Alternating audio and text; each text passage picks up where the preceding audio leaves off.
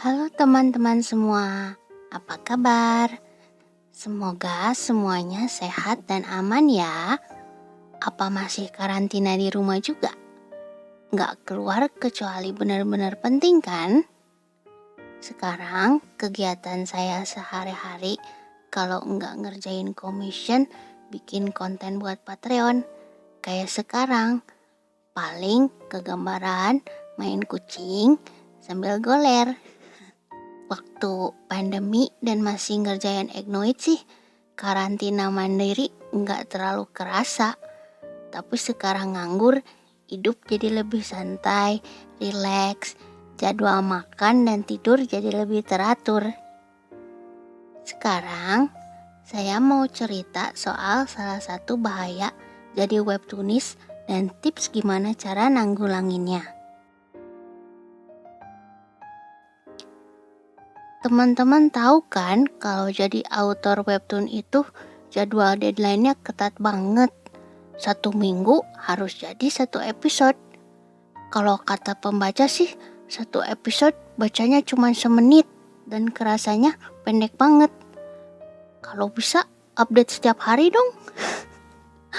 Padahal 1 episode itu emang lama ngerjainnya. Dikerjain dalam waktu seminggu, terus nggak boleh telat. Kalau sampai telat, ada penalti dan efek negatif baik buat autor sama webtoonnya. Jadi, semua autor webtoon berusaha supaya nggak telat deadline. Nah, kalau butuh waktu lebih gimana? Ya, autor terpaksa ngorbanin waktu tidur dan istirahat demi nyelesain webtoonnya. Bisa bergadang terus-terusan, lupa makan, lupa minum, sakit juga ditahan. Akhirnya tumbang deh. Nah, ini nih bahayanya. Banyak banget webtoonis jadi korban kerja berlebihan. Sampai jadi sakit dan cedera. Ada yang sakit tipes, ada yang cedera tangan, cedera bahu, punggung, macem-macem lah. Yang paling banyak kena itu cedera tangan yang namanya CTS alias Carpal Tunnel Syndrome. Ini bukan cuman pegel-pegel tangan biasa dikasih koyo besok sembuh. Tapi cedera yang bikin urat syaraf di tangan kejepit karena pembengkakan jaringan. Kalau ditekuk sakit, pegel banget, kesemutan, terus paling parah otot-otot tangan jadi lemah, kehilangan fungsi untuk megang alat gambar. Bayangin, tukang gambar tapi nggak bisa megang alat gambar. Dulu saya juga pernah kena dan itu tuh stres banget. Gak bisa ngegambar, gak bisa kerja, gak dapet duit. Skill cuman bisa gambar. Mau jadi apa nanti? Sedih lah. Terus karena gak bisa langsung sembuh, jadinya harus istirahat berminggu-minggu sampai berbulan-bulan. Terus diterapi ke dokter sama tukang pijet. Kalau parah bisa sampai harus dioperasi. Bahkan ada juga kenalan saya yang operasi nggak berhasil dan akibatnya jadi nggak bisa gambar seumur hidup. Serem banget. Yang udah sembuh juga belum tentu bisa santai-santai. Karena sakitnya kambuhan dan bisa datang terus-terusan. Autor yang sedang ngerjain deadline terpaksa harus istirahat dan nggak bisa gambar dulu. Akibatnya webtoonnya telat lagi, kena hukuman deh. Sedih. Nah, gimana caranya biar webtoonis bisa tetap sehat dan bisa bikin webtoon tanpa harus ngorbanin waktu tidur dan istirahat?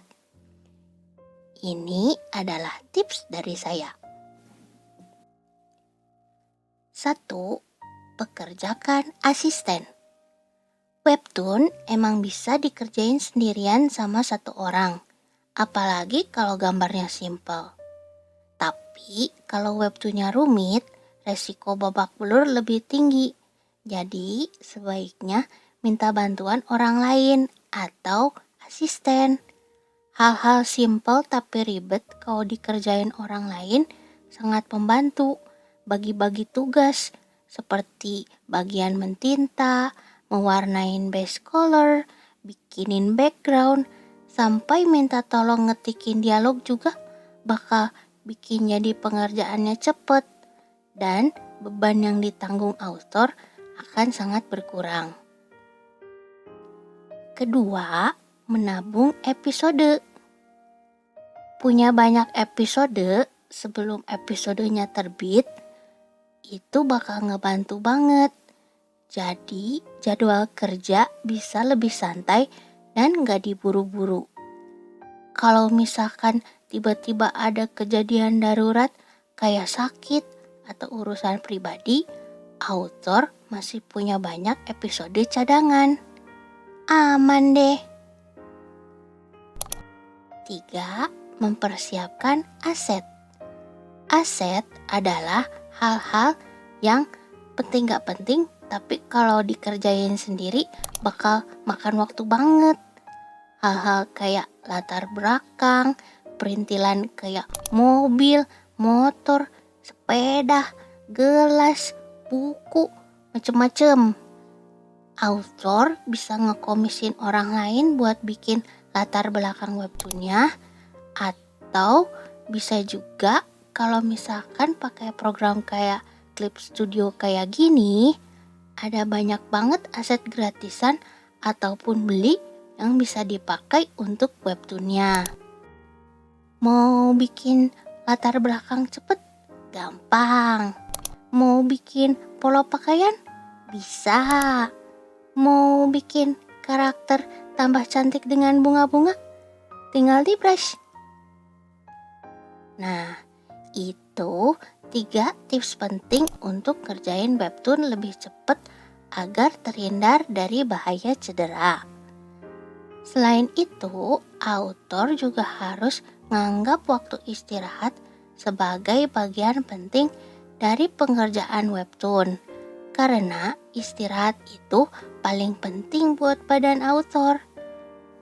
Iya sih, kalau dihitung bikin pengerjaan satu episode terus-menerus itu bisa cuma 3 atau 4 hari doang. Tapi webtoonis juga kan orang, butuh tidur, makan, ke toilet, ngelamun, peregangan, lain-lain. Itu juga butuh waktu, masa nggak dihitung? Istirahat cukup, kerja sewajarnya adalah yang paling mantap. Selain itu, peregangan juga sangat penting buat pekerjaan yang mayoritas duduk melulu kayak kita. Peregangan tangan, peregangan punggung, peregangan bahu, dan peregangan lain-lain kalau bisa rutin dilakukan. Ada banyak tutorial peregangan di YouTube buat tukang gambar. Yuk dicek. Sekian tips dari saya. Semoga bahasan kali ini berguna ya. Semoga kalian semua tetap sehat dan aman di dalam pandemi seperti sekarang. Makasih udah mau nonton. Sampai jumpa di video berikutnya. Dadah!